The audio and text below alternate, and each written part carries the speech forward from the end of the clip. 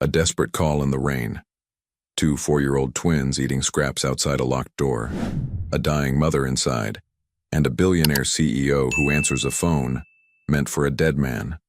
What starts as a shocking discovery becomes a journey that will shatter everything Nathan Brooks thought he knew about family, love, and the brother he lost. Can one phone call change 4 lives forever? Before this story begins, subscribe to the channel and type Amen in the comments. A beautiful piece of good news may come your way very soon. And don't forget to tell us where you're watching from. The rain hammered against the floor-to-ceiling windows of the Brooks Industries Tower as Nathan Brooks signed the final merger documents. At 38, he'd built an empire his late father would have envied. The pharmaceutical company now dominated the East Coast market, and tonight's acquisition would push them into national territory. His assistant had left hours ago, but Nathan thrived in these quiet moments when the city below became a blur of lights and the only sound was his own breathing. His personal phone, the one only 5 people had the number to, buzzed on the mahogany desk. Unknown number. Nathan normally ignored such calls, but something made him answer. Perhaps it was the lateness of the hour, or the strange weight he'd felt all day like a storm approaching. Hello? His voice was crisp, professional. There was a pause, then a small, trembling voice. Daddy? Daddy, we're eating in the rain. Nathan froze. The pen slipped from his fingers. The door's locked and Mommy won't wake up. The voice continued, innocent and terrified. We're really hungry, Daddy. When are you coming home? His heart hammered. Sweetheart, I think you have the wrong... Daddy, please. Another voice joined in, identical to the first. It's cold and the food is yucky and Madison is crying and Mommy won't answer and...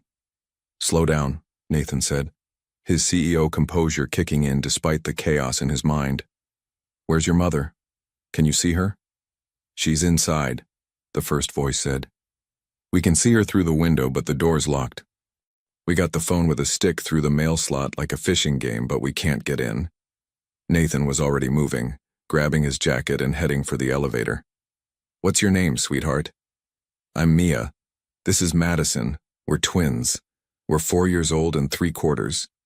There was pride in that last part, despite the fear. Mia, Madison, you're being very brave, Nathan said, keeping his voice calm while his mind raced. I need you to stay on the phone with me, okay? Don't hang up. He burst into his IT department, startling the night shift skeleton crew. Trace this call. Now, I need an exact location. The lead technician, Marcus, didn't question him. One look at Nathan's face and he was typing furiously. Give me 90 seconds. Nathan returned to the phone. Girls, are you safe? Are you hurt? We're on the steps, Mia said. Outside our door. There's a roof thing, so we're not too wet, but our dresses are soggy. Madison found some bread in the hallway trash, but it had fuzzy stuff on it, so we didn't eat a lot of it. His stomach turned. Good. That was smart. Don't eat anything else, okay? Help is coming. Are you really our daddy? Madison's voice this time, smaller, more hesitant. Mommy said Daddy went to heaven. She said he was a good man, but he's with the angels now. The room tilted. Nathan gripped the edge of Marcus's desk. Tell me your daddy's name. Christopher, Mia said. Christopher Brooks. Mommy has a picture of him. He looks like the men in the suits on TV. The air left Nathan's lungs. Christopher, his brother. His younger brother who'd died 3 years ago in a car accident. Christopher, who'd always been the charming one. The one who fell in love too easily and never mentioned. Got it, Marcus said. Address coming up now. North Side, Riverside Apartments, Unit 3B. Nathan was already running for the elevator. Girls, I'm coming to you right now. Stay where you are, stay on the phone. Can you do that? Okay, Daddy. I'm not... He stopped himself. Now wasn't the time for complicated truths. I'm coming. 15 minutes, I promise. He took his private elevator down to the garage, phone pressed to his ear as he listened to the twins talk in their small, scared voices. They told him about their day, how Mommy hadn't gotten up for breakfast, how they'd tried to make cereal but couldn't reach the bowls, how they'd knocked and knocked but she wouldn't open the door.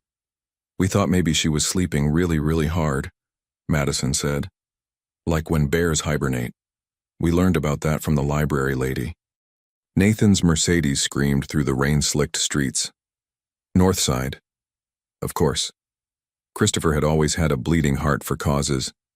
Had he fallen in love with someone from the neighborhood where they'd grown up before their father's pharmaceutical patents had made them wealthy? "We're not supposed to touch Mommy's phone," Mia was saying. But this was emergency. We remembered the ICE number. Mommy showed us. She said if anything bad happened, we press the ICE button and call the number. ICE, in case of emergency. And Christopher's old number, the one Nathan had kept active, unable to cancel his dead brother's phone line, had been listed. For 3 years that phone had sat in Nathan's desk drawer. 3 years of silence. Until tonight.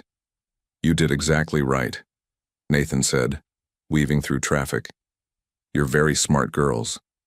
"Mommy says we get it from our daddy," Madison said softly.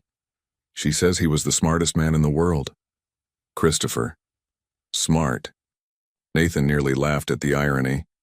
His brother had been brilliant, yes, but impractical. A dreamer. He'd walked away from the family business to teach high school chemistry because he wanted to make a real difference. They'd fought about it. Their last conversation had been an argument about responsibility and wasted potential. And now apparently Christopher had left behind 2 daughters, 2 little girls eating moldy bread in the rain. "I see your building," Nathan said, pulling up to a decrepit 4-story walk-up that made his chest tighten. Broken windows. Graffiti. A front door hanging on one hinge. "I'm here. We see a fancy car." Mia's voice brightened. "Are you in the fancy car?" "Yes. Stay there. I'm coming up." He took the stairs 3 at a time, following their voices up to the 3rd floor. And there they were. 2 tiny girls in identical pink dresses that might have been pretty once but were now faded and torn. Blonde hair in tangles, blue eyes, Christopher's eyes wide with hope and fear. They were huddled on the landing, and next to them was a pile of garbage they'd apparently been picking through. Nathan's heart shattered and reformed in a single moment. "Daddy?" Mia whispered. He knelt down, meeting them at eye level. Up close, he could see they were far too thin. Bruises on their knees, dirt under their fingernails. But they were looking at him like he was their salvation. "I'm Nathan," he said gently. "I'm your daddy's brother, your uncle, and we're going to help your mommy right now, okay?" Their faces fell slightly, not daddy after all. But they nodded. Nathan turned to the door of 3B and knocked hard. "Hello? This is Nathan Brooks. I'm here with Mia and Madison. Please open the door." Nothing. He tried the handle, locked. Through the gap at the bottom, he could see a sliver of the apartment and a woman's hand, pale and motionless on the floor. "Stand back, girls," he said, pulling out his phone to call 911 while simultaneously ramming his shoulder into the door. It took 3 tries before the cheap lock gave way. The apartment was tiny, barely bigger than his walk-in closet. But it was clean despite its poverty, carefully organized, everything in its place. And in the middle of the small living room, collapsed next to an overturned chair, was a woman. She was young, maybe 30, with the same blonde hair as the twins. Even unconscious and clearly ill, Nathan could see she was beautiful. Her face was flushed with fever, her breathing shallow. An empty prescription bottle lay near her hand. "Mommy!" The twins tried to rush past him, but Nathan caught them gently. "Let me check her first, okay?" He knelt beside the woman, checking her pulse. Weak but present. Her forehead was burning. "The ambulance is coming. What's your mommy's name?" "Sarah," Madison whispered. "Sarah Brooks." Brooks. She'd taken Christopher's name. Or had they actually married? Nathan had so many questions, but they would have to wait. He grabbed a blanket from the threadbare couch and covered Sarah, then turned to the twins. They were watching with huge, terrified eyes. These children, his nieces, had been living here, in this place, alone with a sick mother and no help, while he'd been in his penthouse signing merger deals. The guilt hit him like a physical blow. "Is Mommy going to die?" Mia asked. And the question was so small, so scared, that Nathan made a decision that would change everything. "No," he said firmly, pulling both girls into his arms. They came willingly, desperate for comfort. "No, sweetheart. I promise you everything is going to be okay now. I'm here, and I'm not going anywhere." He had no idea if he could keep that promise. But looking at these two little girls, Christopher's daughters, his family, Nathan Brooks knew his life had just been divided into before and after this moment. The sirens were getting closer, echoing up through the rain-soaked night. And for the first time in 3 years, Nathan felt like he was exactly where he was supposed to be. The emergency room at Mercy General was a familiar place to Nathan. Brooks Industries had donated the entire pediatric wing, but he'd never been there as anything other than a check-writing benefactor. Now he sat in an uncomfortable plastic chair, watching 2 4-year-old girls sleep on either side of him, their small bodies curled up in the oversized scrubs the nurses had found for them after cutting away their wet dresses. A doctor approached, a woman in her 50s with kind eyes and tired features, Dr. Patricia Chen, according to her badge. She'd been the one to examine Sarah. "Mr. Brooks," she said quietly, gesturing for him to follow her a few feet away. Nathan carefully extracted himself from between the twins, making sure they stayed asleep. "How is she?" he asked. "Severe pneumonia complicated by malnutrition and exhaustion," Dr. Chen said bluntly. "Her immune system is severely compromised. We're running more tests, but I need to ask you some questions. You said you're her brother-in-law?" "My brother Christopher was her husband, I think. I didn't know about her or the girls until tonight." Dr. Chen's expression shifted to something between sympathy and concern. "Then you should know that Sarah has been fighting this illness for at least 2 weeks based on the progression. She's been filling prescriptions at 3 different pharmacies, paying cash, getting the cheapest generic antibiotics. None of them were strong enough for what she has. Why wouldn't she go to a hospital? No insurance, I'd guess. And afraid of what would happen to her daughters if she was admitted.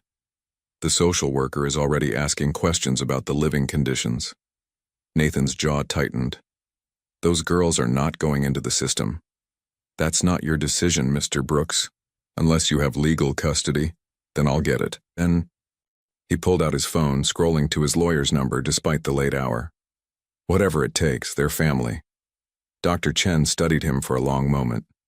Sarah was asking for someone when she regained consciousness briefly. She was confused, feverish, but she kept saying, "Protect the girls," over and over. Do you know what she might have been afraid of?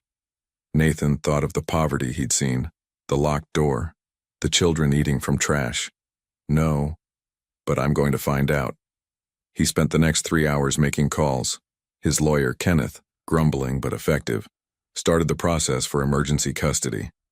His assistant, Victoria, began researching Sarah's background despite the late hour, and Nathan himself pulled strings to get Sarah moved to a private room and ensure the twins could stay with her. By dawn, he had some answers, and they raised more questions than they solved. Sarah Matthews, she'd never legally married Christopher, though she'd taken his name, had been a nurse before the twins were born. She'd met Christopher at the community clinic where he'd volunteered, teaching science to underprivileged kids. They'd fallen in love fast, according to the few records Victoria could find. But Sarah's nursing license had lapsed after the girls were born, and she'd been working cash jobs ever since. Housekeeping, waitressing, whatever she could do while caring for 2 small children alone. There's something else, Victoria said when she called with her final report. Christopher had a life insurance policy. $500,000. Sarah was listed as the beneficiary. Nathan frowned. She never claimed it? The paperwork was processed the day Christopher died. The insurance company has been trying to reach her for 3 years, but every letter came back undeliverable. She moved 4 times in 3 years, always paying cash for rent, never leaving a forwarding address. They had no way to find her. Why would she run like that? Nathan murmured. Why hide? I don't know yet, but Nathan, there's something else. I found a sealed court record from 6 years ago, before she met Christopher. I can't access it without a warrant, but it exists. Sarah was involved in something legal. Could be a lawsuit, could be criminal. I can't tell. Nathan's mind raced. What was Sarah hiding from, and did it matter? Looking at the bedroom where 2 innocent girls slept, he decided it didn't. Whatever Sarah's past held, she'd loved Christopher and she loved those girls. That was enough. "Keep digging, but carefully," he said. "I don't want Sarah to feel like we're investigating her." "We are investigating her. We're protecting our family," Nathan corrected. "There's a difference." After he hung up, Nathan stood at his window, watching the sun begin to rise over the city. In a few hours, he'd take the girls to see their mother. He'd face Sarah's suspicion and hostility. He'd begin the complicated process of weaving these three people into his life. And somewhere in the middle of all that, he'd figure out why the thought of Sarah Brooks made his heart beat faster. It was inappropriate. She was Christopher's widow, or whatever she was. She was sick, vulnerable, probably hated him. But when she'd looked at him yesterday with those fierce eyes defending her daughters like a lioness, Nathan had felt something shift inside him. He'd spent 3 years building walls, making money, avoiding emotions. In one night, 2 small girls and their fierce mother had demolished every defense he had. "Uncle Nathan?" Mia tugged on his sleeve. "I had a bad dream." Nathan crossed to her immediately, scooping her up. "It's okay. You're safe now. I've got you." She wrapped her small arms around his neck and whispered, "I dreamed Mommy didn't wake up. Like Daddy didn't wake up." "Your mommy is going to be fine," Nathan promised. "I won't let anything happen to her, or to you, or to your sister. Do you believe me?" Mia pulled back to study his face with those impossibly blue eyes, Christopher's eyes. Then she nodded solemnly. "Okay, I believe you." Such simple trust, such faith. Nathan carried her back to bed, tucking both girls in once more. As he watched them sleep, he made a silent vow. He would keep them safe, all 3 of them. Whatever it took, whatever it cost, even if it meant facing the ghosts of his past and the walls he'd built around his heart. The Brooks family was about to get a lot more complicated. And Nathan was about to discover that sometimes, the best things in life come wrapped in the most unexpected packages, like a desperate phone call in the rain, and 2 little girls who called him Daddy. The penthouse was utterly silent when Nathan carried a sleeping Madison through the door, with Mia drowsing against his shoulder. The drive from the hospital had taken less than 20 minutes, but both girls had crashed halfway through, exhausted from the emotional marathon of the past day. Victoria had worked miracles in the few hours since his call. One of his 3 guest rooms had been transformed into a children's paradise. Twin beds with princess canopies, stuffed animals arranged on shelves, a toy chest overflowing with dolls and games. It was overwhelming and probably excessive, but Nathan had told her to spare no expense. Now, looking at the room through the girls' eyes, he wondered if he'd made a mistake. Would they feel out of place here? Would they miss their small, cramped apartment despite its poverty? "Wow," Mia breathed, suddenly wide awake as Nathan set Madison on one of the beds. "Is this really for us?" "All yours," Nathan said. "For as long as you need it." Madison sat up, rubbing her eyes, then gasped. "It's like a castle." They spent the next hour exploring. Nathan showed them the bathroom, where they stared in awe at the marble and the bathtub big enough for both of them, and then took them to the kitchen where his private chef, Helena, had prepared a feast. "I wasn't sure what children eat," Helena admitted in her slight Portuguese accent, "so I made options." Options included chicken nuggets, mac and cheese, pizza, hamburgers, fruit salad, vegetables with ranch, and cookies. The twins' eyes went wide. "Can we really eat all this?" Mia whispered. The question broke Nathan's heart. "You can eat whatever you want, sweetheart. And if you're still hungry after, we'll make more." They ate like they were starving, which Nathan realized with growing anger. They probably were. Sarah had been sick for weeks. How long had the girls been going hungry? After dinner, he ran them a bath. Neither girl knew how to swim, so they were nervous about the deep tub. But with reassurance and a pile of rubber ducks Victoria had somehow acquired, they were soon giggling and splashing.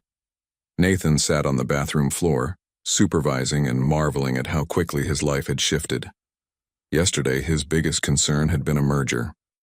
Today, he was learning that Mia liked Bubbles, but Madison didn't, that they both hated having their hair washed, and that they could recite the entire alphabet song in perfect harmony. "Did your mommy teach you that?" he asked as he wrapped them in towels soft enough to cost more than Sarah's monthly rent. "Daddy did," Madison said proudly. "Before he went to heaven, Mommy showed us videos on her phone. He sang funny." Nathan's throat tightened. Christopher had made videos. There were recordings of his brother that Nathan had never seen. "Could I see those videos sometime?" Both girls looked uncertain. "Mommy's phone broke," Mia said quietly. "Last month. She cried when it stopped working. We had to get the new one from the church lady, but it doesn't have our pictures." Another wave of anger and sorrow. Sarah had lost the last traces of Christopher, and she'd been too poor to retrieve them or back them up. "We'll get them back," Nathan promised, making a mental note to call every data recovery specialist in the city. "I promise." After pajamas, Disney princesses that Victoria had guessed the right size for, Nathan tucked both girls into their beds. They looked so small in the large room, so vulnerable. "Can we call Mommy?" Madison asked, clutching a stuffed elephant. "The hospital said she's sleeping, but we'll call first thing in the morning," Nathan promised. "Dr. Chen says she's doing much better already." "Uncle Nathan?" Mia's voice was tiny. "Are you going to leave us too, like Daddy did?" The question sucker punched him. "Oh, sweetheart, no. I'm not going anywhere. I'm right down the hall. If you need anything at all, you just call for me, okay?" "Promise?" Both girls asked in unison. "I promise." He left the door cracked and the hallway light on, then retreated to his study. Kenneth was waiting on a video call, looking exhausted. "This is a legal nightmare," his lawyer said bluntly. "You have no custody rights. Sarah could change her mind tomorrow and you'd have to hand them over. And the state could decide she's an unfit mother and take them into foster care before you can file for guardianship." "Then work faster," Nathan snapped. "I don't care what it costs. Those girls are not going into the system. Nathan, be reasonable. You're a single man with a demanding career. The courts aren't going to just hand you 2 children because you're rich and well-meaning. I'm their uncle, their only family. That you know of. We need to verify Sarah's background. Does she have family? Parents who might claim the girls? Victoria's already on it. And there's another issue." Kenneth hesitated. "The girls have been living in poverty for 3 years. Child Protective Services could argue that Sarah is neglectful. If that happens, you're not going to be able to just adopt them. There's a process. Home studies, interviews, background checks. Then start the process. This will take months, Nathan, maybe years." "I don't care." Kenneth sighed. "There's also the matter of your brother's life insurance. If Sarah is entitled to that money, and she is, she could use it to disappear with the girls. You'd have no legal recourse." Nathan had thought of that. "Then we need to make sure she doesn't want to disappear." "How?" "Good question. How did you convince a woman who clearly hated you to trust you with her children? A woman who had every reason to resent your family and everything you stood for?" "I'll figure it out," Nathan said. "Just get the custody paperwork started. Emergency guardianship, whatever it takes to make sure those girls are protected if Sarah—" He couldn't finish the thought. "If Sarah dies," Kenneth finished bluntly, "you need to think about that possibility. She's very sick. If something happens to her, those girls become wards of the state unless you have legal standing." The thought made Nathan's blood run cold. Then make it happen. Tonight. After Kenneth hung up, Nathan sat in the darkness of his study, staring at the city lights. Somewhere out there, Sarah was lying in a hospital bed, fighting pneumonia, and probably terrified about what he might do with her daughters. He needed to earn her trust. But how? His thoughts were interrupted by a small sound from the hallway. Nathan went to investigate and found both girls standing outside their door, looking lost. "Can't sleep?" he asked gently. They shook their heads in unison. "Too quiet?" Nathan guessed. The penthouse was soundproofed, nothing like the noisy apartment building they were used to. Madison nodded. "And too dark, and too big, and we're scared." Nathan made a decision. "Come on." He led them to his master bedroom, a space he normally kept private and pristine, and pulled back the covers on his California king bed. "How about you sleep here tonight just until you get used to the new place?"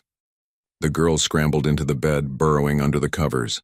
Nathan climbed in on the other side, suddenly aware of how surreal this moment was. Yesterday, he'd slept alone as he had every night for 3 years. Tonight, he had 2 4-year-old girls taking up residence in his bed. "Uncle Nathan?" Mia whispered in the darkness. "Yes, sweetheart. Thank you for saving us." His heart clenched. "You saved yourselves by being brave enough to call for help. Mommy told us to always be brave," Madison added sleepily. "Like Daddy was. She said Daddy wasn't scared of anything." Nathan thought about his brother, who'd walked away from wealth to teach chemistry to kids in underprivileged neighborhoods, who'd fallen in love with a nurse and had twins and apparently never told his family because Nathan had made it clear he wouldn't approve. Christopher had been brave and Nathan had been blind. "Your daddy was the bravest person I knew," he said quietly. "And you girls are just like him." Within minutes, both twins were asleep, curled up on either side of him like puppies. Nathan lay awake, staring at the ceiling, and felt the weight of responsibility settle over him like a blanket. He'd made promises tonight to the girls, to Sarah, to Christopher's memory, and Nathan Brooks didn't break his promises. His phone buzzed with a text from Victoria. Found Sarah's background. "You need to see this." Calling in 5. Nathan carefully extracted himself from between the sleeping girls and took the call in his study. "Tell me," he said without preamble. "Sarah Matthews grew up in foster care," Victoria said. "Bounced between 6 homes before aging out of the system at 18. No family. She put herself through nursing school working 3 jobs. Met your brother at a free clinic where she was volunteering. They dated for 2 years before she got pregnant. And after Christopher died, she tried to keep working as a nurse, but childcare was too expensive for twins. She lost her apartment, moved to cheaper places, kept downgrading. The Riverside apartment is the 4th place she's lived in 3 years. Each one worse than the last. Why didn't she claim the insurance money?" Victoria's voice turned somber. She didn't know about it. Christopher updated his policy the week before he died. The paperwork was finalized the day of the accident. The insurance company sent all notifications to the address they had on file, the apartment Sarah shared with Christopher, but she'd already lost that place by the time the letters arrived. She never knew the money existed. Nathan closed his eyes. Christopher had tried to take care of them. He'd updated his policy, made sure Sarah and the girls would be provided for, but he died before he could tell Sarah about it. "There's something else," Victoria continued. "I found the sealed court record. Nathan, Sarah was a victim, not a perpetrator. 6 years ago, she was assaulted by a patient at the hospital where she worked. She filed charges and won the case, but it destroyed her career." Nathan felt ice flood his veins. "Who was he?" "Richard Pemberton, real estate developer. Very wealthy, very connected. After Sarah won her case, he made her life hell. Harassment, intimidation. She filed restraining orders, but he was always careful to use intermediaries. It got so bad she had to leave nursing entirely. And then she met Christopher. Yes, I think she saw him as a way to start over. Someone who didn't know about Pemberton, who didn't see her as damaged goods. When Christopher died, she didn't reach out to your family because I'd made it clear I thought she was after Christopher's money," Nathan finished bitterly. He remembered their last conversation, the things he'd said about Sarah without ever meeting her. "She was protecting herself and the girls the only way she knew how," Victoria said. "By staying invisible, staying off Pemberton's radar. She couldn't risk claiming the insurance money because it would have made her visible again." Nathan's hands clenched. "Is Pemberton still a threat?" "I don't know. But Nathan, if he finds out about Sarah's connection to your family to all this money, he'll come after her." "Yes. Then we need to be ready." Nathan's voice turned to steel. "Get me everything we have on Pemberton. I want to know every skeleton in his closet. If he so much as looks at Sarah or those girls wrong, I want ammunition to destroy him." After Victoria hung up, Nathan stood at the window, looking out at the city. The sky was beginning to lighten with dawn. Christopher had loved Sarah, had chosen her, built a life with her, tried to provide for her even in death. And Nathan had judged her without knowing her story.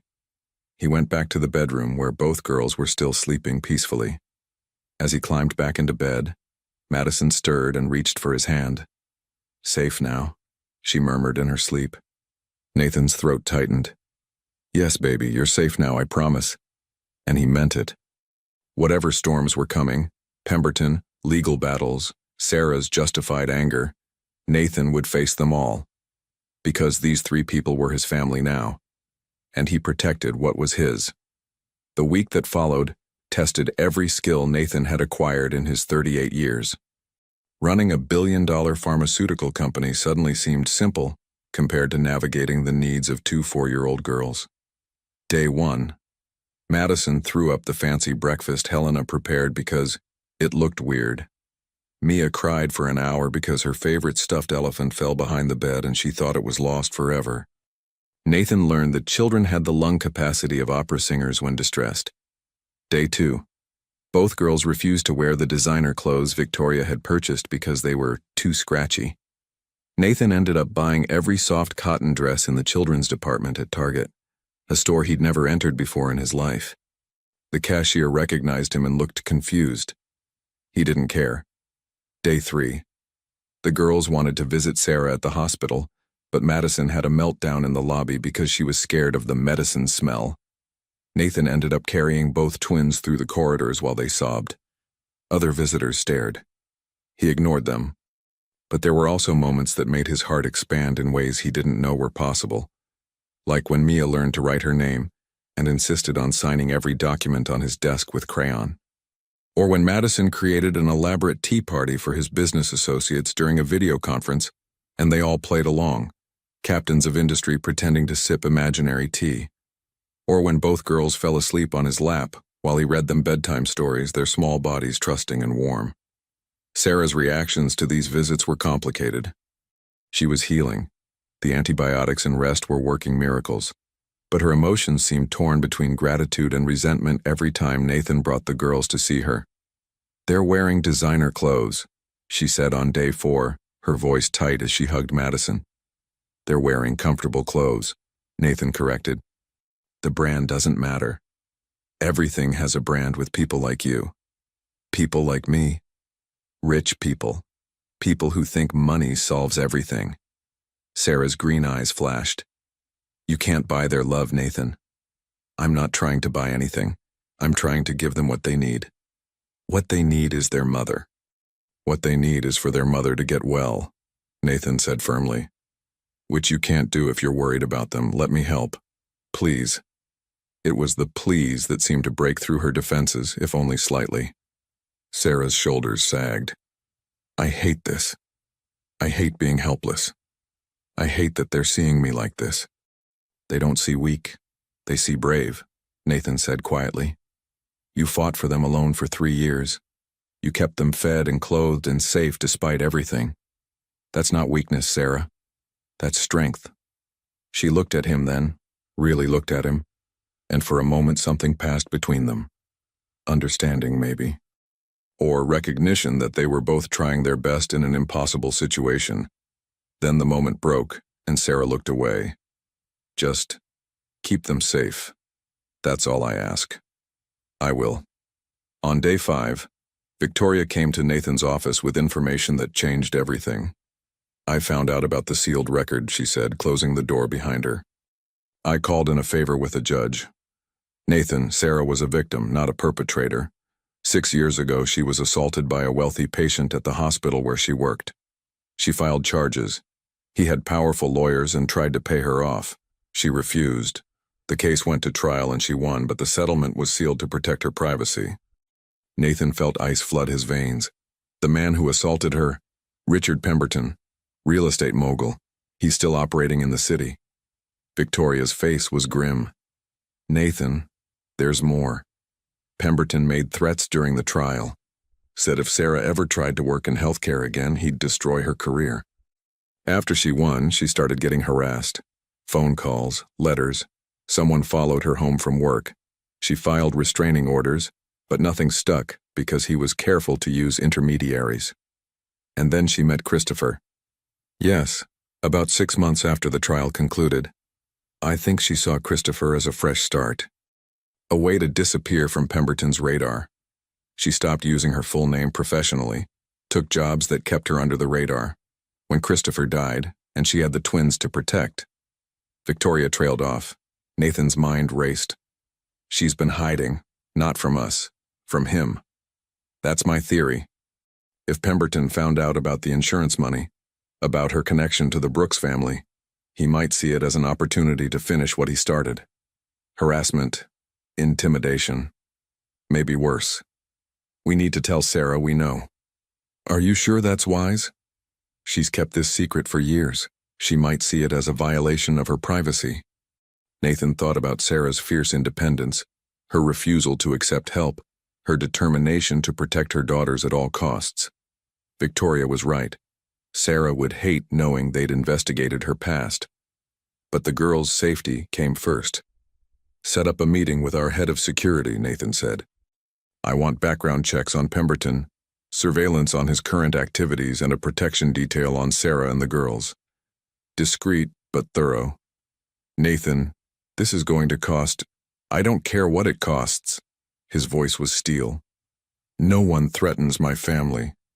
Victoria smiled slightly. Your family. You're really all in on this, aren't you? Completely. That evening, Nathan took the girls to visit Sarah again. She was sitting up in bed looking stronger. The color had returned to her face and the IV had been removed. Dr. Chen said she might be discharged in 2 days if she continued improving. Mommy! The twins rushed to her, climbing onto the bed with the ease of long practice. Sarah hugged them close, breathing in their little girl scent of strawberry shampoo and innocence. Then she looked at Nathan over their heads, and something in her expression had softened.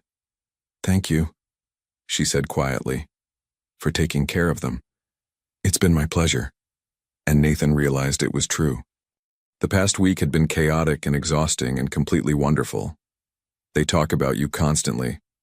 Uncle Nathan this, Uncle Nathan that. You've won them over. They're easy to love. Sarah's eyes searched his face. Why are you doing this? Really? Is it guilt about Christopher? Obligation? What do you get out of this?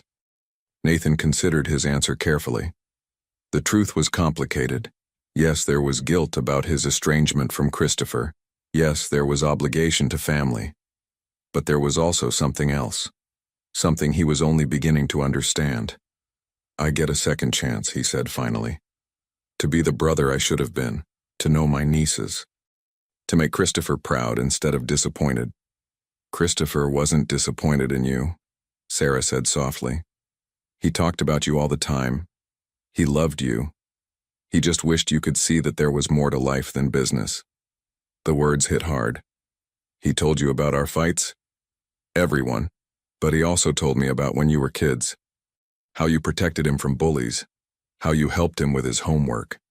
How you were the first person he came out to. Sarah stopped abruptly. Nathan's eyebrows rose. Came out to? Sarah's face went pale. I thought, didn't you know? Know what? She bit her lip, clearly debating whether to continue. Then she sighed. Christopher was gay, Nathan. I thought he'd told you. The world tilted sideways. But you two, the girls, we were best friends who wanted a family. Christopher wanted children but knew he'd never find acceptance in your world if he came out publicly. And I wanted children but was too traumatized after the assault to consider dating. We made a family the way that worked for us. Sarah's eyes filled with tears. He was going to tell you, after the girls were born and things settled, he wanted you to know the real him. But then the accident. Nathan sat down heavily in the visitor's chair.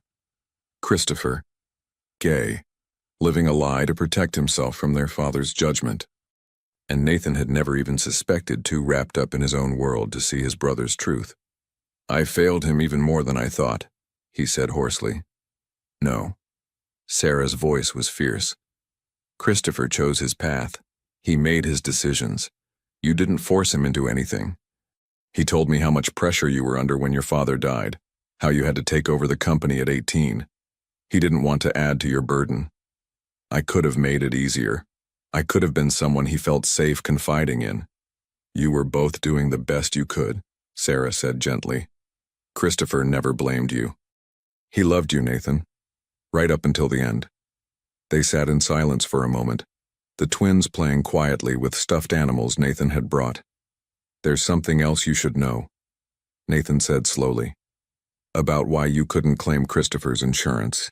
He told her about the investigation, about how Christopher had updated his policy the week before he died, making her and the girls the beneficiaries, about how the paperwork was finalized the day of his accident, about how the insurance company had been trying to reach her for 3 years, but every letter went to addresses she'd already left. Sarah's hands clenched in the hospital blanket. You investigated me. I needed to know if you or the girls were in danger. You had no right. I had every right. You're Christopher's family, and I know about Pemberton. Her face went white. How? Victoria found the court records. Sarah, I know what he did to you. I know about the harassment. I know why you've been hiding. Nathan leaned forward. And I'm telling you right now, you don't have to hide anymore. I have resources, security, lawyers who can bury Pemberton in litigation if he so much as looks at you wrong. You can't fight people like him with money, Nathan. They always find a way. And then we'll find a better way. Together. He reached for her hand, then stopped himself. Let me help you, Sarah. Really help. Not just for a week. Let me set you up in a safe apartment. Let me hire protection. Let me ensure the girls have everything they need while you get back on your feet. And then what? I'm just another Brooks charity case? No, you're Christopher's family, which makes you mine. I can take care of myself. I know you can. You've proven that for 3 years. But you don't have to anymore. That's what I'm offering. Not charity, partnership, family. Sarah looked at the twins who were now curled up on either side of her, half asleep. What do you want in return? Nothing, except maybe the chance to be part of their lives, to be the uncle they deserve. And if I say no, then I'll respect your decision, but I'll still make sure you're safe. I'll still help you get the insurance money Christopher wanted you to have. I'll still be here if you need me. Nathan met her eyes. Because that's what family does. Sarah studied him for a long moment.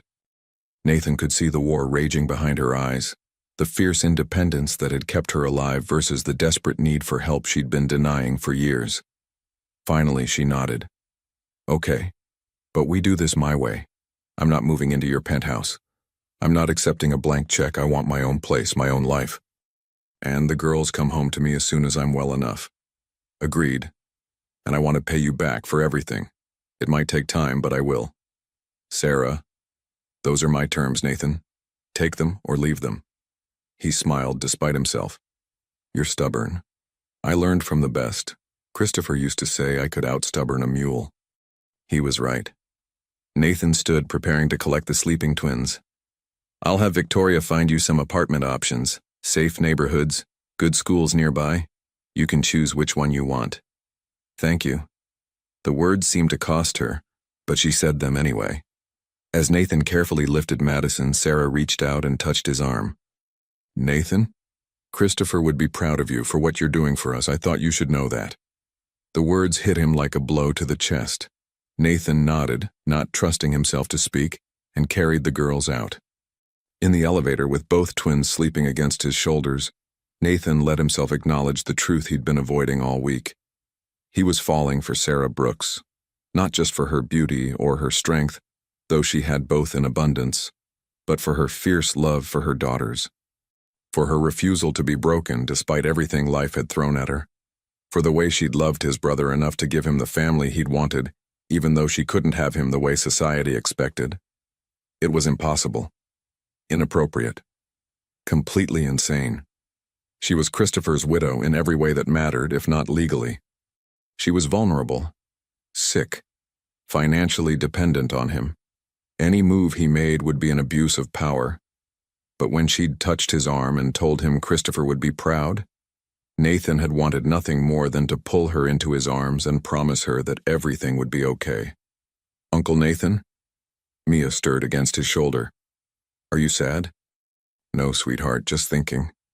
About Mommy? Smart girl. Yes. She's pretty, isn't she? Nathan smiled. Very pretty. And nice. Even when she's sick, she's nice. The nicest. Do you like her? Madison piped up, apparently not as asleep as he'd thought. I do. Good, 'cause we like you.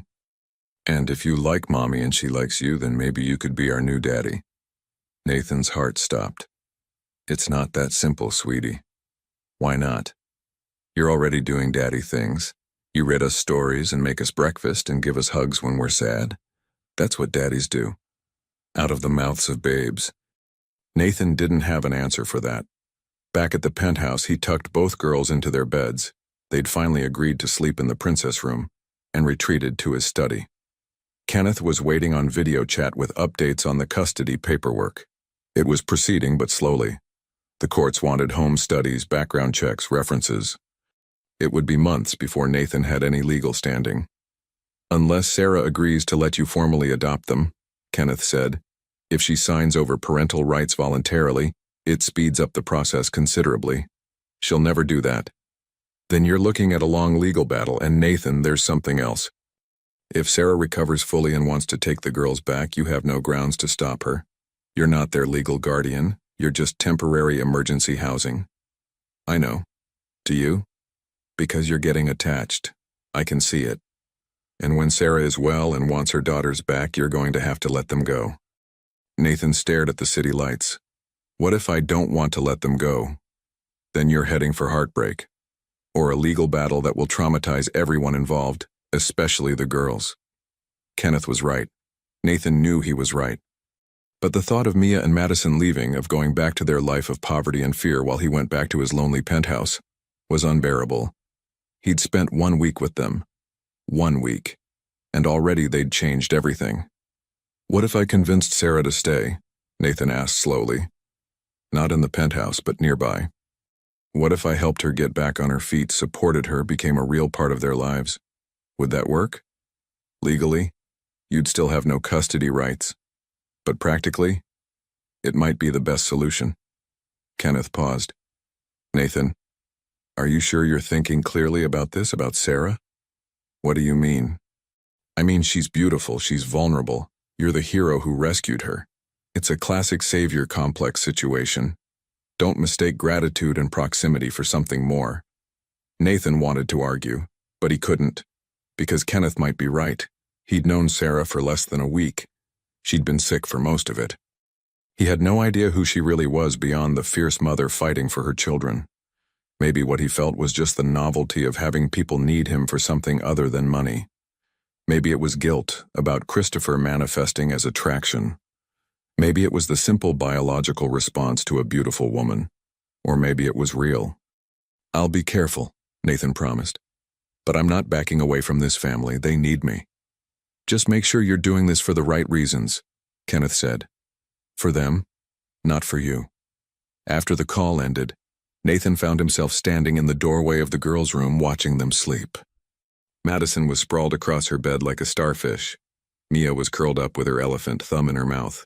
They were so small, so innocent, so utterly dependent on the adults in their lives to keep them safe. Christopher had failed them by dying. Sarah had failed them, through no fault of her own, by getting sick. The system had failed them by letting them slip through the cracks into poverty. Nathan wouldn't fail them, whatever it took, whatever it cost. Even if it meant watching Sarah take them away when she was well. Even if it meant his heart breaking in the process. He'd survive. He always did. But first, he'd make sure they thrived. That was the promise he'd made. And Nathan Brooks kept his promises. Sarah was discharged from the hospital on a sunny Tuesday morning, exactly 9 days after the twins' desperate phone call. Nathan arrived to pick her up with both girls, who'd insisted on making a Welcome Home Mommy banner that was now draped across the back seat of his Mercedes. She looked better, healthier, stronger, but there was wariness in her eyes when she saw him, like she was bracing for a battle. Ready to see your new place? Nathan asked, deliberately keeping his tone light. Sarah's jaw tightened. I told you I'd choose the apartment. You did. Victoria sent you 3 options. You picked the one in Riverside Heights. Because it was the cheapest. Because it was the one you liked, Nathan corrected gently. The neighborhood, the schools, the park nearby. Those were your reasons. She couldn't argue with that, so she climbed into the car in silence. The twins chattered nonstop during the drive, telling her about everything she'd missed. The aquarium, the princess room, the time Madison fell in the fountain at the park and Uncle Nathan had to fish her out. Nathan watched Sarah in the rearview mirror, saw her smile despite herself, saw her relax incrementally as the girl's joy became infectious. The apartment building in Riverside Heights was nice, not luxury but clean and safe. 3 bedrooms, updated kitchen, a small balcony overlooking a community garden. It was on the 3rd floor of a building with security cameras and a doorman. Sarah's eyes went wide when she saw it. Nathan, this is too much. It's perfect. Come on. The girls are dying to show you the furniture Victoria picked out. The apartment had been furnished simply but comfortably. A couch, beds, kitchen table, everything a family might need. Nothing ostentatious. Nathan had specifically instructed Victoria to make it feel like a home, not a showpiece. The twins dragged Sarah from room to room, showing her their shared bedroom with the window seat, the bathroom with the pretty tiles, the kitchen with the refrigerator that was, for the first time in their lives, actually full of food. And look, Mommy. Mia threw open a closet. We have our own closet with our own clothes and they're all soft and pretty. Sarah's eyes filled with tears. She turned away, trying to hide them, but Nathan saw. Girls, why don't you go play in your room for a minute? He suggested. Mommy and I need to talk. Once they were alone, Sarah rounded on him. This is too much. The rent on this place has to be thousands a month. I can't afford. The first year is paid, Nathan said calmly. Think of it as Christopher's insurance money finally reaching you. I told you I don't want charity.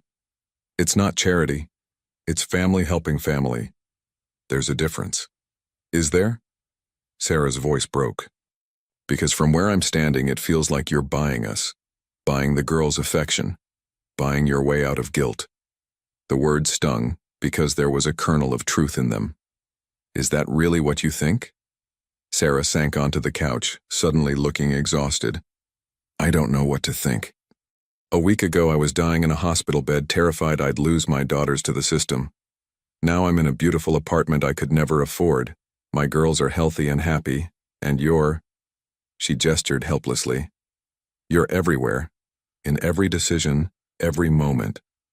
I don't know how to be grateful and resentful at the same time, but here we are. Nathan sat down across from her, maintaining distance. What can I do to make this easier? Stop being so perfect.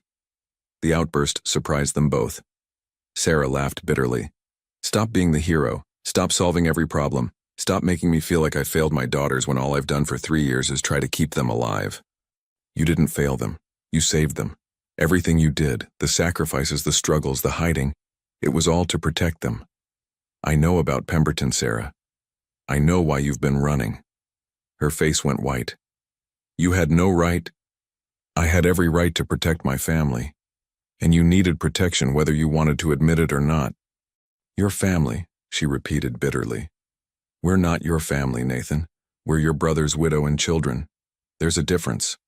Not to me. They stared at each other, the air thick with unspoken tension. Nathan could see Sarah fighting against her own emotions, gratitude warring with pride, fear battling hope.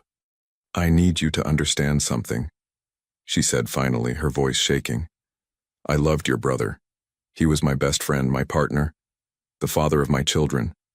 And I know you think I'm some tragic widow who needs rescuing, but I'm not. I'm a survivor.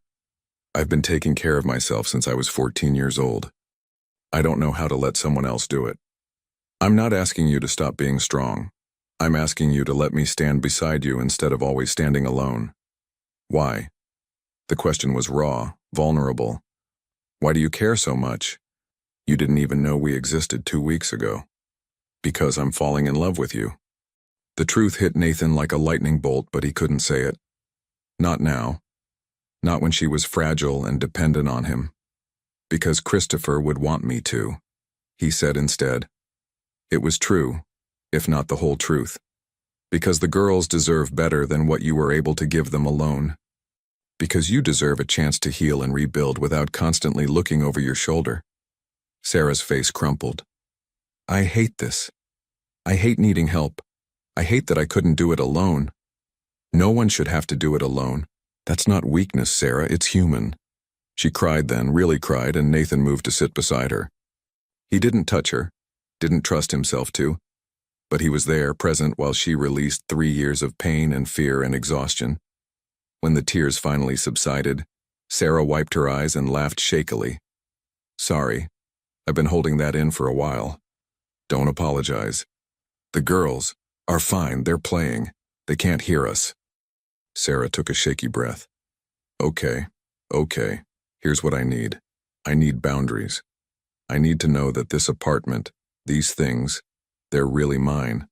Not loans I have to pay back. Not strings attached. Mine. They're yours. And I need to get back to work. I can't sit here being supported indefinitely. I need purpose, income, independence. Your nursing license is still valid. I checked. And Brooks Industries has a medical division that's always looking for qualified nurses. The pay is competitive and the hours can be flexible for parents. Sarah's eyes narrowed. You're offering me a job? I'm offering you an opportunity. You interview like anyone else. You get hired on your own merits. But yes, I can make sure your application gets seen. That's nepotism.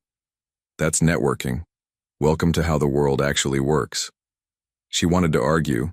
He could see it in her face, but practicality won out. Fine, set up the interview. But if I get the job, I'm paying rent on this apartment. Absolutely not. The apartment is a gift. Nathan, non-negotiable, but you can pay for groceries, utilities, whatever makes you feel independent. Deal? Sarah studied him for a long moment. Why are you doing this? And don't give me the Christopher excuse. This is about more than him. I can see it in your eyes. Nathan's heart hammered. This was the moment. He could tell her the truth, that he was falling for her, that the thought of her leaving made him physically ache, that he wanted to be part of her life not out of obligation but out of desire. But she wasn't ready. She needed time to heal, to rebuild, to stand on her own feet before she could make clear decisions about her future. Because it's the right thing to do, he said simply, and because the girls deserve stability. That's enough reason for now. Sarah didn't look entirely convinced, but she nodded. Okay, we'll try this. Your way, for now. But Nathan, if you hurt those girls, if you get them attached to you and then disappear when this gets too complicated or uncomfortable, I will make your life hell. Understood? Understood. Good. She stood, smoothing her clothes. Now I should probably go reassure my daughters that Mommy is okay and this is really our new home. As she walked toward the girls' room, Nathan's phone buzzed. A text from his head of security, Pemberton spotted near Brooks Medical Center. He's asking questions about new hires. He knows something. Ice flooded Nathan's veins. He'd hoped they'd have more time before Pemberton discovered Sarah's connection to him. But apparently the man had his own investigators. He needed to tell Sarah. But not today. She'd just gotten out of the hospital. She needed to focus on recovery and the girls. Tomorrow. He'd tell her tomorrow and they'd make a plan. For now, he watched through the doorway as Sarah sat on the floor with Mia and Madison, all three of them laughing about something. The girls were showing her a book they'd picked out, talking over each other in their excitement. This was what family looked like, what Christopher had wanted. What Nathan had been missing for 3 years without even knowing it. He'd protect it. Protect them. Whatever it took. Even if it meant facing down Richard Pemberton and every lawyer he could afford. Even if it meant acknowledging the growing feelings he had for Sarah. Feelings that complicated everything. Even if it meant risking his heart on a family that might not want him once they didn't need him anymore. Nathan Brooks had built an empire on calculated risks. Time to take the biggest gamble of his life. On love. On family. On the possibility that sometimes the best things come wrapped in the most unexpected packages. Like 2 little girls calling for their daddy in the rain. And the fierce woman who'd raised them alone. 3 months later, Nathan sat in his office reviewing quarterly reports and trying to focus on profit margins. It was nearly impossible when his mind kept wandering to Sarah and the girls. The past 12 weeks had been a delicate dance. Sarah had gotten the job at Brooks Medical Center, on her own merits, though Nathan had made sure her application was seen, and was now working 3 days a week. The flexible schedule allowed her to be with the twins the other days, and Nathan had quietly arranged for a top-tier daycare near the hospital for when their schedules overlapped. He saw them regularly. Sunday dinners had become tradition. He took the girls to the park every Saturday while Sarah had what she called me time, though he suspected she spent most of it catching up on sleep and housework. There were school concerts and doctor appointments and 1,000 small moments that made up the fabric of family life. And through it all, Nathan felt himself falling deeper in love with Sarah. She was brilliant at her job. The medical center director had called Nathan personally to praise her skills and compassion. She was an incredible mother, patient and loving, even when exhausted. And slowly, so slowly, she was beginning to trust him. Last week she'd called him when Madison had a fever and she was panicking, not because she needed money or help, but because she needed someone to tell her it would be okay. That was progress. But there were still walls. Sarah kept him at arm's length emotionally, never quite letting him in past the surface. And Nathan knew why. The Pemberton situation. His security team had been tracking the man's movements. Pemberton was getting bolder, asking questions about Sarah, about the twins, about Nathan's involvement with them. He hadn't made direct contact yet, but it was only a matter of time. Nathan had delayed telling Sarah, making excuses. She was settling into her new life. She was happy. Why ruin that with fears that might be unfounded? But today, everything changed. His head of security, Marcus, knocked on the door with an expression that made Nathan's stomach drop. "We have a problem." "Show me." Marcus laid out photos on the desk.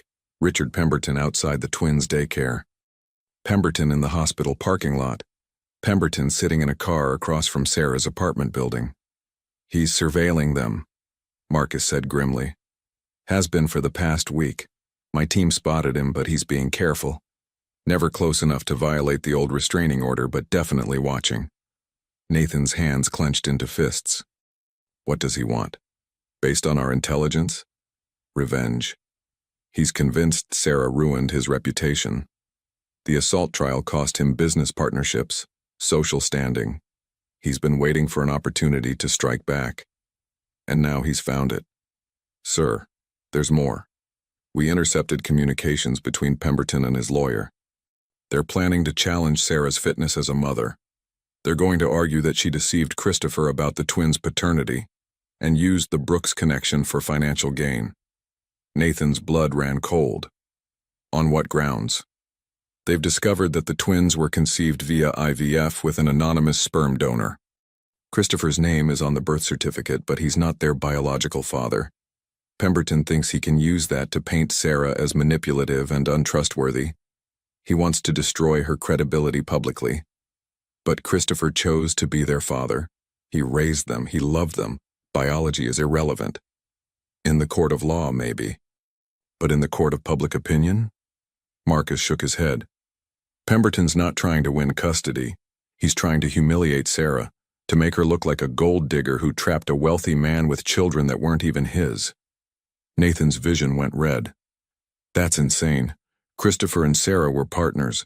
They made a family together. The circumstances don't change that. I agree. But Pemberton has money and lawyers and no conscience.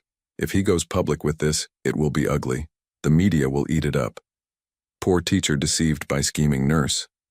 Billionaire's brother trapped by fake paternity. Sarah's reputation will be destroyed.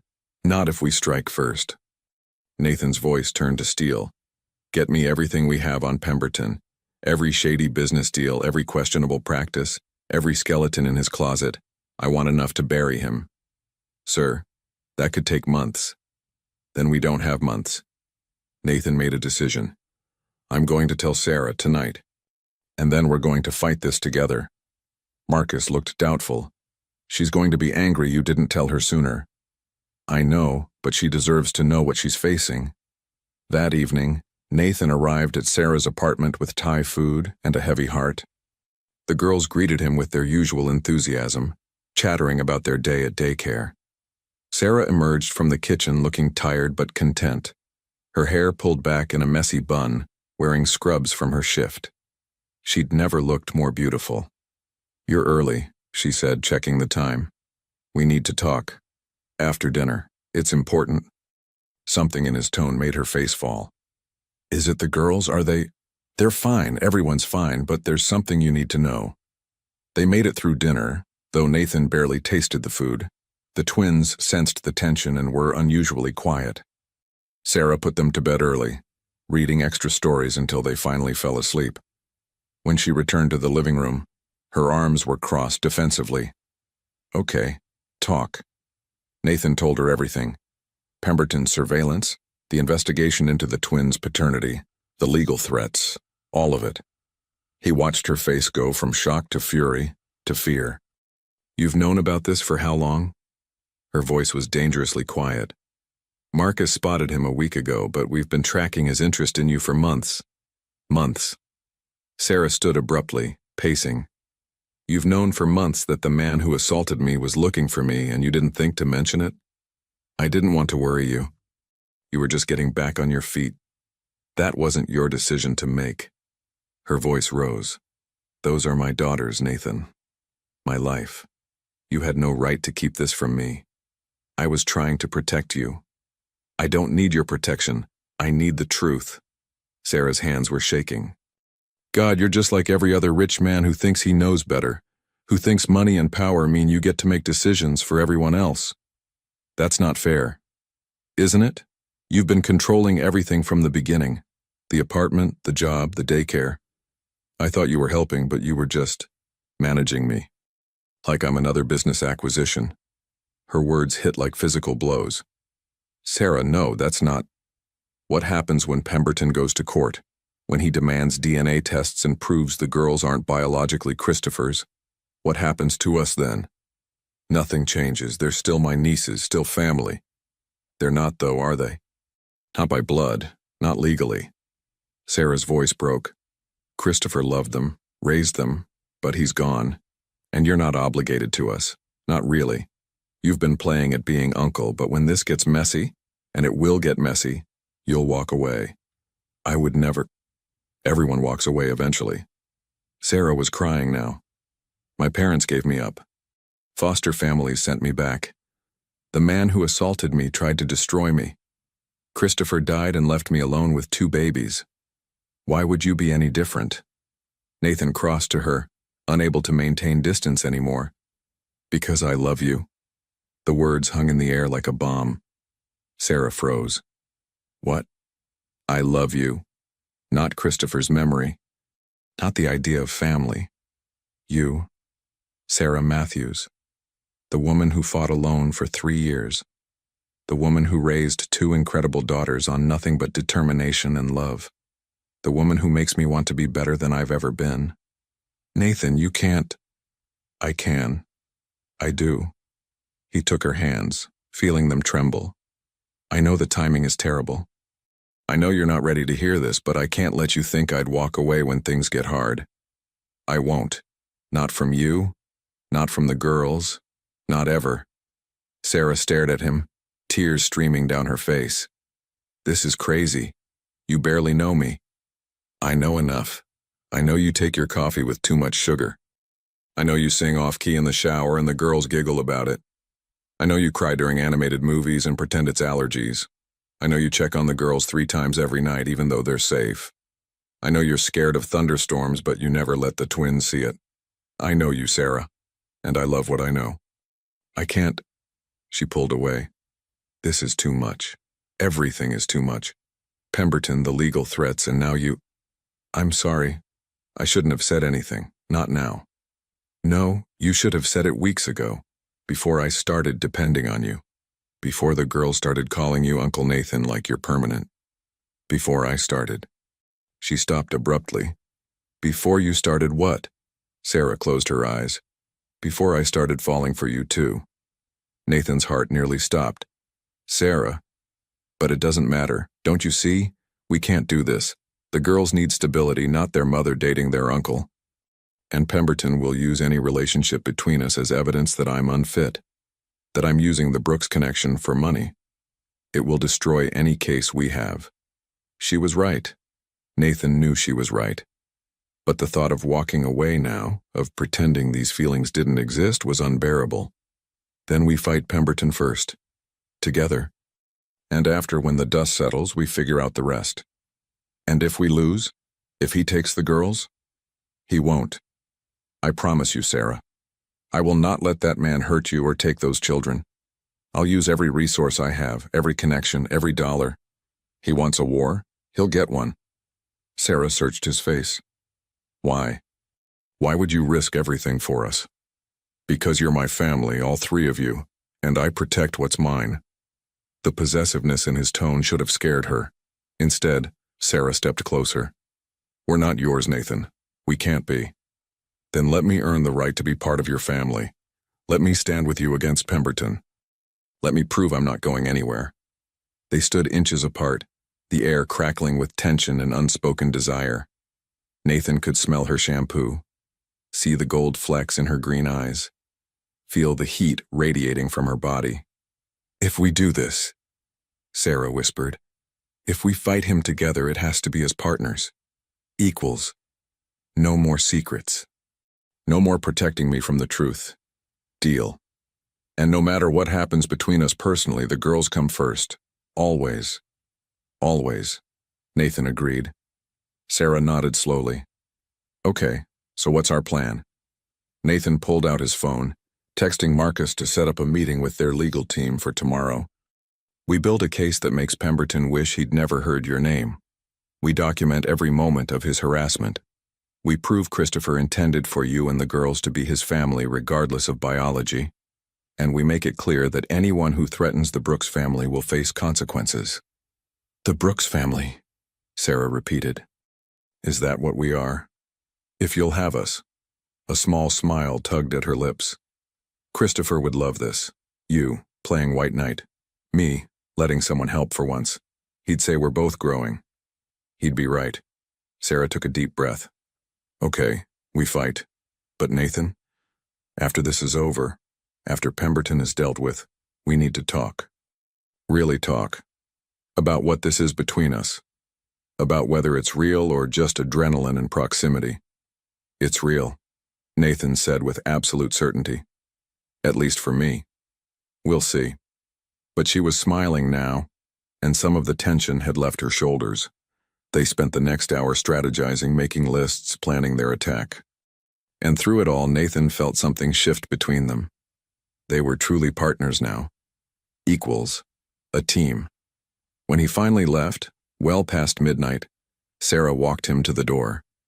They stood in the doorway, neither quite ready to say goodbye. Thank you, she said softly, for telling me. For fighting with me instead of for me.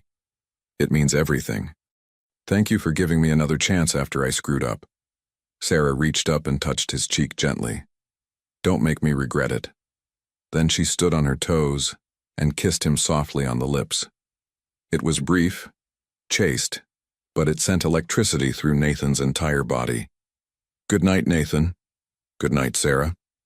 He walked to his car in a daze, touching his lips where hers had been. The fight with Pemberton would be brutal. There would be court dates and lawyers and probably media attention. It would test everything they were building. But for the first time in 3 years, Nathan felt completely alive. He had a family to protect, a woman to fight for, a future worth building. And as he drove through the city streets toward home, Nathan made a promise to the brother he'd lost and the family he'd found. He would win this battle. He would keep them safe. And when the dust settled, he would spend every day proving he was worthy of Sarah's trust and the girls' love. The Brooks family was about to show Richard Pemberton exactly what happened when you threatened the people Nathan loved. And it wasn't going to be pretty. 2 weeks later, Nathan stood in family court beside Sarah, watching as the judge reviewed the mountain of evidence they'd compiled. Not against Pemberton's paternity claims, those were irrelevant, but against Pemberton himself. Harassment documentation spanning 6 years. Witness statements from Sarah's former colleagues. Financial records showing Pemberton's attempts to bribe officials to make Sarah's restraining orders disappear. Recordings of him making threats. photos of his surveillance outside the daycare in Sarah's apartment. And the final piece? Testimony from 3 other women Pemberton had assaulted over the years. Women who'd been too afraid to come forward until Nathan's legal team found them and offered protection. The twins sat in the gallery with Victoria, coloring quietly, unaware that their entire future hung in the balance. Pemberton's lawyer stood to make his case. Your Honor, Mr. Pemberton is simply concerned about the welfare of 2 children who were fraudulently presented as fraudulently? The judge's voice was sharp. Christopher Brooks signed the birth certificate. He raised these children, he provided for them, he named their mother as his life insurance beneficiary. Where exactly is the fraud, counselor? The children are not biologically irrelevant. The judge cut him off. Paternity was established legally and never contested during Mr. Brooks's lifetime. Your client has no standing to challenge it now. Furthermore, I've reviewed the evidence of Mr. Pemberton's pattern of harassment toward Ms. Matthews. It's extensive and deeply disturbing. She turned her sharp gaze to Pemberton, who sat red-faced at the defense table. Mr. Pemberton, you assaulted this woman 6 years ago. She had the courage to press charges, and you were found guilty. Instead of accepting responsibility, you've spent 6 years trying to destroy her life. That ends today. The judge shuffled papers. I'm issuing a permanent restraining order. You are to have no contact with Ms. Matthews or her children, directly or indirectly.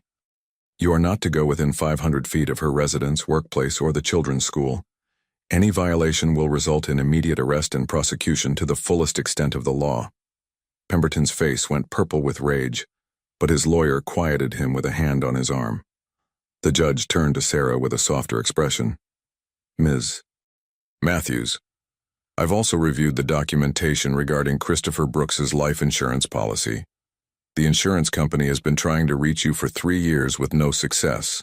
They're prepared to release the funds immediately, along with 3 years of accumulated interest. You are entitled to every penny, and I see no evidence whatsoever of fraud or deception on your part. You and Mr. Brooks created a family together in the way that worked for you. That's nobody's business but your own. Sarah's knees buckled with relief. Nathan caught her, holding her steady as the judge's gavel fell. Case dismissed, and Mr. Pemberton, if I see you in my courtroom again on anything related to this family, I will hold you in contempt. Do I make myself clear? Yes, Your Honor, Pemberton's lawyer said quickly, pulling his client toward the exit before he could say something that would make things worse. It was over. Outside the courthouse, Sarah turned to Nathan with tears streaming down her face. We won. You won. This was your fight. I just stood beside you. No. She took his hands. We won. Together. And Nathan? Yeah? I'm ready for that talk now. About what this is between us, because I think I want to find out. Nathan pulled her close right there on the courthouse steps and kissed her the way he'd been dreaming about for months. Deeply. Thoroughly. Claiming and surrendering all at once. When they finally broke apart, both breathless, Sarah laughed. So, I guess that means you're still interested? Completely. Totally. Irrevocably. Good. Because the girls are already planning our wedding. Apparently we're having it in a castle with 1,000 flowers and a puppy as the ring bearer. Nathan laughed, his heart so full it felt like it might burst. Sounds perfect. And as they walked back to where Victoria waited with the twins, Mia and Madison already running toward them shouting, Did we win? Did we win? Nathan realized that Christopher had been right all along. There was more to life than business, more than money and power and success. There was family, love, the simple joy of 2 little girls calling him Uncle Nathan and meaning it, and the fierce, beautiful woman who'd taught him that the strongest foundations weren't built on wealth, but on trust and courage and the willingness to let someone in. Uncle Nathan? Madison tugged his sleeve as he lifted both girls into his arms. Does this mean we get to stay together forever? Nathan looked at Sarah, who nodded with tears of joy in her eyes. Yeah, Princess. Forever. And this time, it was a promise he knew he'd keep. Because some families are born, some are made. And the very best ones are built in the rain, by 2 little girls brave enough to call for help and the adults who answered. 6 months later, Nathan stood in Sarah's apartment, their apartment now, though he'd kept his penthouse for business, watching the chaos of a typical Sunday morning unfold. Mia was trying to teach him how to braid hair with limited success. Madison was in the kitchen with Sarah, helping make pancakes, which mostly meant getting flour everywhere. Music played from the speaker, some children's song about rainbows that Nathan had heard approximately 10,000 times and still couldn't get out of his head. It was loud. It was messy. It was absolutely nothing like his old life. It was perfect. "Uncle Nathan, you're doing it wrong," Mia said, giggling as the braid fell apart for the third time. "I'm trying, sweetheart. Hair is harder than mergers." Sarah appeared in the doorway, covered in flour, Madison on her hip. "Breakfast is almost ready." And by ready, I mean edible. Possibly. Nathan crossed to her, kissing her softly despite Madison's "ew" of protest. "I'm sure it's perfect. You're a terrible liar, but I love you anyway. I love you too." The words still felt new, even after months of saying them. Nathan had spent so long building walls around his heart that letting Sarah in had been terrifying and wonderful in equal measure. They weren't married. Not yet. Sarah had wanted to take things slowly, to make sure the foundation was solid before they made it official. Nathan understood. After everything she'd been through, she needed to trust that this was real, that he wasn't going anywhere. But they were building a life together. He spent most nights here now, helping with bedtime routines and school projects and the 1,000 small tasks that came with raising two energetic 4 almost 5-year-olds. His penthouse had become an office space, a place for business meetings and late-night work sessions. This apartment, with its toys scattered across the floor, and children's drawings on the refrigerator and Sarah's nursing textbooks stacked on the coffee table. This was home. "Pancakes are ready," Madison announced importantly. They gathered around the kitchen table, the 4 of them, and Nathan felt a wave of gratitude so intense it took his breath away. This was what Christopher had wanted for him, what his brother had tried to show him by walking away from the family business, that life was about more than profit margins and board meetings. It was about moments like this, messy pancakes and braided hair and the sound of little girls laughing. It was about the woman across the table who'd fought her way through poverty and trauma and never gave up. It was about family, chosen and cherished and protected with everything you had. "What are you thinking about?" Sarah asked, watching him with those perceptive green eyes. "How lucky I am." "We're the lucky ones," she said softly. "You saved us, Nathan." "No. 2 brave little girls saved all of us when they called for help in the rain." Mia and Madison beamed with pride. After breakfast, while Sarah cleaned up and the girls played, Nathan's phone rang. Victoria, with news about the Brooks Industries' quarterly earnings, record profits. The pharmaceutical division was thriving. The board wanted to discuss expansion plans. A year ago, this call would have consumed his entire day. He would have rushed to the office, spent hours in meetings, made the business his whole world. Now he listened politely, asked Victoria to schedule a meeting for tomorrow, and hung up. Because today was Sunday, family day, and there were more important things than earnings reports, like teaching Mia how to ride the new bike he'd bought her, and reading Madison her favorite story for the 100th time, and stealing quiet moments with Sarah while the girls napped, talking about their future and the life they were building. "Nathan?" Sarah called from the kitchen. "The girls want to go to the park. You coming?" "Wouldn't miss it." As they walked to the park, Mia and Madison running ahead, holding hands, Sarah's fingers intertwined with his, Nathan thought about the phone call that had changed everything. "Daddy, we're eating in the rain." 4 simple words from a terrified little girl who didn't know she was calling a stranger. 4 words that had shattered his carefully constructed life and rebuilt it into something infinitely better. At the park, he pushed the girls on the swings while Sarah sat on a bench, reading a novel and occasionally looking up to watch them with a soft smile. "Higher, Uncle Nathan!" Madison shrieked with delight. "Higher!" Mia echoed. And as Nathan pushed them higher and higher, listening to their laughter ring out across the playground, he made a silent promise to Christopher. "I've got them, brother. All 3 of them. And I'm never letting go. Because sometimes the best inheritance isn't money or property or a family name. Sometimes it's the chance to love people who need you as much as you need them. Sometimes it's two little girls who called you daddy by mistake and ended up showing you what family really means. And sometimes it's the fierce, beautiful woman who taught you that the bravest thing you can do is let someone love you back. Nathan Brooks had built an empire, but his greatest achievement would always be the family he found in the rain,